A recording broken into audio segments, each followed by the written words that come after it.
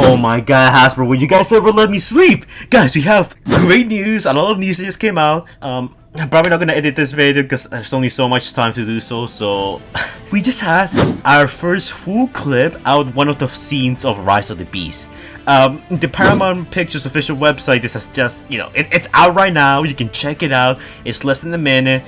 But this, oh my god, it's the first scene we ever saw for Transformers Rise of the Beast, period. Well, nothing much of note happens here except, like, you know, the Maximals and Autobots show up one by one and we have a Mexican standoff, very reminiscent of Dark of the Moon. But I do want to comment on some things here that I found very interesting.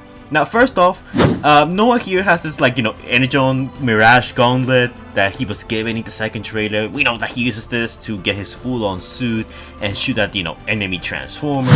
And this is something that we knew since the first trailer. In the first trailer, in fact, you can still see him with it, but in here we get a much clearer look at him. Now, something else is that we hear Primal talk, and his first sentence is, "Why are you hunting for the key?" Now, if you have been keeping up with the Rise of the Beast hype train, you know that during production when they were filming, we actually heard this piece of dialogue being thrown around in set by Steven Capuchino himself. Last time we made a video about it, breaking it down. I'm probably gonna put a link to it in the description down below, but that piece of dialogue we heard all the way back in 2021 was this piece of dialogue. This was part of, like, the, you know, the Jungle Discovery Scene, which, by the way, according to Studio Series, that's the name of the scene. Next up, Mirage shows up. He calls Optimus Primal Donkey Kong, which, you know, yeah, that was pretty funny, you know, points to Mirage. But then Cheeto shows up, pins him down, he screams like a little and says stranger danger. So any sympathy I have for Mirage has just, it's gone. This is probably the first and only Mirage line I heard so far which I could call cringe. We also hear Wheeljack talk, and oh my god, he sounds like a goddamn nerd. Look, I know some of you guys like Pablo, but oh my god, this is, look, I get it, you know, Wheeljack's a scientist, so he's a bit of a nerd, so you want to make him look like a nerd, but, like, when you stereotype too much, that's when, you know, I feel like it doesn't become cool, it doesn't become like, that's a cool now or stuff. It just becomes very obnoxious, annoying, and I don't like this voice. I'm so sorry. They should cover up his mouth. They should give him the permanent Wheeljack ears from G1 and throw this into the fiery pits of hell. Rhinox shows up and he likes screaming a lot. So far, like, a lot of these Rhinox appearances in the clips and trailers has been him just screaming. I think that is hilarious, and he looks very good here. Like, I think this is our first, like, full-blown look at his CGI, you know, at least in the movie. He looks very, very good. Also, Wheeljack is clearly in pain, but his mouth doesn't move. So, yeah. We have our first error for this. Next up, our queen herself, RC, shows up, still with the Ducati branding blurred for this. And fun fact, so at the moment of this video, I just got myself Studio Series RC. And fine, look, I'll admit, the Studio Series toy is actually kind of decent. I still don't like it that much, but it's not as bad as I made it out to be. There, are all of you happy? I admitted it. We see the Wheeljack's pointing at Rhinox, and then Optimus kinda shows up, jumps in front of Rhinox, and points his gun at Optimus Prime, much like in the first trailer, except with the addition of, you know, Wheeljack and Rhinox here. Now, I gotta admit, when Optimus says I won't ask a second time, that was pretty badass, I'm not gonna lie. So far, in the Rise of the Beast trailers and promotional materials, Optimus has kind of been underwhelming. In terms of action, his voice is fine, and also something else I want to compliment, the cinematography. The cinematography looks a whole lot better here. My biggest complaint from the first trailer was that besides some of the faulty CGI here, I think that most people have a problem with. It's not exactly the CGI itself, but it's the framing of certain shots. This shot looked very awkward, and the way Optimus pulled his gun out looked very... It's a very simple, medium shot, like, there's no spice to it. And say what you want about Michael Bay, but when Michael Bay filmed that scene with the Transformers, like, it always had interesting angles. Even some of the most pointless scenes in the Michael Bay movies, like the Megatron negotiation scene, was full of very interesting dynamic angles showcasing Megatron. For Rise of the Beast, we're not getting much of that, at least by the point of trailer 1. With trailer 2, we are getting more of that, and it looks like they listen to some of the feedback here, because this looks way better. It's a more dynamic shot. Optimus, you know, the framing, the composition, everything here looks a lot better. The cinematography has improved for the better, and I'm super happy I get to say that. Now, this is the infamous scene at the river, you know, the one that everyone kind of, you know, said that the CGI looks off, and it looks like they haven't updated CGI for Primal and Prime much. I mean, yeah, there's some changes here and there which makes them look a little bad, which make them look better, but not by much. What's interesting is everyone else that's in the background. In my last video, I actually talked about this image right here, which got leaked by one of the magazine websites, and I said it looked like a very bad Photoshop. And also the potato quality didn't help. But here we have the full look at it, including Wheeljack and Rhinox. Interesting enough, Air Racer's the only Maximal missing, and out of the Autobots, of course, we're missing Bumblebee. I'll be honest, with the movement, this thing definitely looks a whole lot better. I don't have much to complain about it, aside from that abomination known as Pablo. It's still a far cry from ILM, and I think that's just something we're gonna have to accept, that this movie, in terms of CGI quality, is gonna be a step down. But at least in terms of robot movement, screen time, and stuff like that, seeing them on screen, it looks like that's gonna be the double-edged sword of the movie. So this is the first time we hear most of our Autobots speak, and I'll be honest, Prime, voiced by Peter Cullen, sounds as great as always. Mirage sounds pretty good. Like, ever since we heard Mirage's voice in the Porsche trailer, I always said that he sounds surprisingly good, so I have no complaints with him. Wheeljack is awful. Whoever came up with the whole nerd idea should die. Actually, that's a bit excessive. Whoever came up with the nerd idea should step on a leg. And look, then the nerd design itself, fine. If you're gonna go with it, that's fine. But now you're doing the nerd voice too. It's like you're trying to not make me take Wheeljack seriously, which they might as well be, but at the expense of the character. And honestly, that sucks so much. Also, we heard famous YouTuber Lisa Koshy talk for the first time. She sounds surprisingly good. I'm actually pretty glad that RC's voice sounds good. No complaints there. So overall, this scene was pretty good. It's a massive improvement from the first trailer. They changed some of the cinematographic angles and stuff like that. The addition of the Autobots just makes this scene, you know, spring to life even more. Voices overall sound pretty good. Now, apparently this is the first meeting between the Autobots and the Maximals. But since Air Racer's not here, and in the second trailer we see her talking in the middle of a forest, my guess is that Air Racer is gonna be the one that shows up, and she's gonna basically convince the Maximals and Optimus Prime's team to put their guns down and, you know, not start an unnecessary fight. Which would then lead our characters to go to the Maximal hideout or the Maximal spaceship, either or. Because very recently we had some new ROTB extended footage, which originally I wasn't gonna do a video on, but now that we have this huge news, you know, our first scene of the movie reveal, to celebrate a boxing match, I think ROTB's made an appearance, and you know, they showcase some new footage intertwined with, you know, boxing, you know, footage, I guess. I don't know anything about the boxing scene, by the way, so I'm just calling it how I see it.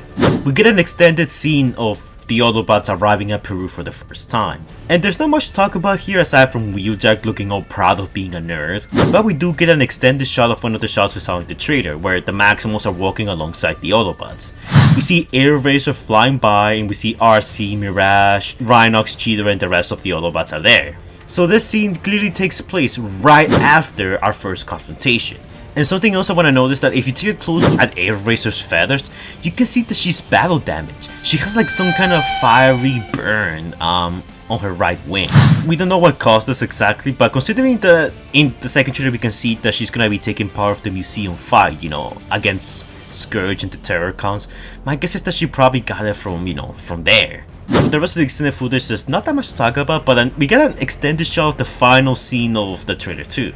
When Bumblebee transforms and he has Noah at the back of his vehicle mode, he transforms, we see him actually touch the ground, and then we get a pretty good shot of Noah in his battlesuit mode, you know, where he has the Mirage armor. Not gonna lie, he reminds me a lot of like Kicker Jones or Transformers Energon. That's not exactly a compliment, I'm just saying he reminds me of that. And some people, how do you guys feel about the armor in all honesty? I think it's okay. Like, I don't hate it, but I don't like it either. Like, to me, it almost looks like he's cosplaying as a Mirage. Like, you know those Transformers costumes you can find on the web? Where it's literally, you know, just the helmet of Optimus Prime with like some parts of the chest and the rest is just like, you know, a pajama. That's kind of how I feel about this, in a way. I even said this on my Twitter. Bro looks like a cosplayer. And yeah, that's all there pretty much is to this. The extended scene doesn't tell us much about the movie. Well, obviously it's just a 1 minute shot. And by the point of this video, we're 32 days away from the movie, almost a full month. So it looks like the marketing has finally starting to ramp up. I know I didn't talk about this last video, but you know, people are starting to see Transformers posters in theaters. They're starting to, you know, see them in buses, in other areas. So the marketing is finally doing what they should have been doing earlier. But yeah, I mean, I'm just happy that we're finally getting stuff. Besides this, another piece of news that came out today, recently we got the Studio Series Optimus Prime, the ROTB version. He looks really good. My only problem is that the Energon sword is not orange, and he has like that stupid blast that he does in the movie. Like, I don't know what is this movie's obsession with giving every Transformers arm cannons and not actual guns. Like, look, what looks cooler? Optimus Prime with his hand cannon, or Optimus Prime carrying a gun that's 1/5 his size?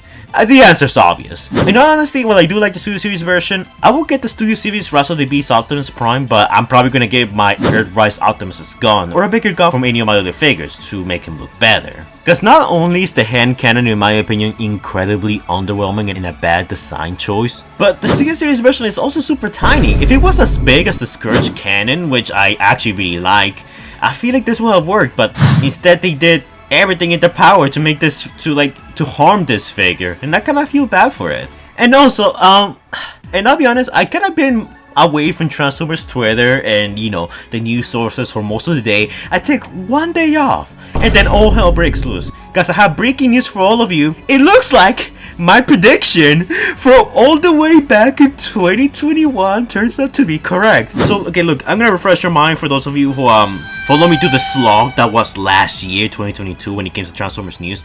But in a video where I talked about the full Maximal Autobot cast and, you know, all of those guys, I basically said that I feel like we're gonna get 5 Maximals and 5 Autobots for the movie. Because, again, the Autobot cast and the Maximal cast are mirroring each other. We got the 2 leaders, we got the 2 females, we got the 2 science wizards, we got the 2 kids, and I said that Mirage is kind of missing a counterpart. Well, everyone's favorite person, Lorenzo, in an interview very recently, actually went out of his way to confirm that we're gonna be getting 5 Maximals in the movie.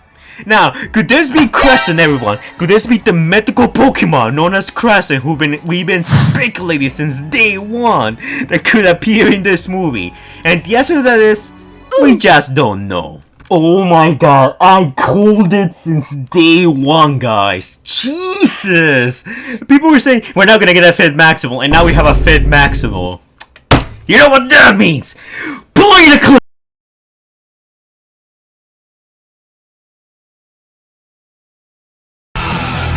We don't know who this 5th Maximal is. All we know is that this Maximal exists. If I'm gonna be 100% honest, I'm 100% sure it's gonna be a guy, and it's probably gonna be a small Maximal. I don't think it's gonna be Rat Trap, because I mean, I feel like since we haven't seen anything about the 5th Maximal, it appears very early in the movie. You know, maybe like the rumors about the movie starting with Unicron and the Beast planet getting destroyed, and he showcased the Maximal's final stand on the planet. Maybe we'll see him in there. He's one of, you know, the first few Transformers that gets killed by Scourge and his Terracons as they're trying to destroy the planet using Unicron. That's a possibility. So I don't see them killing Rat Trap off.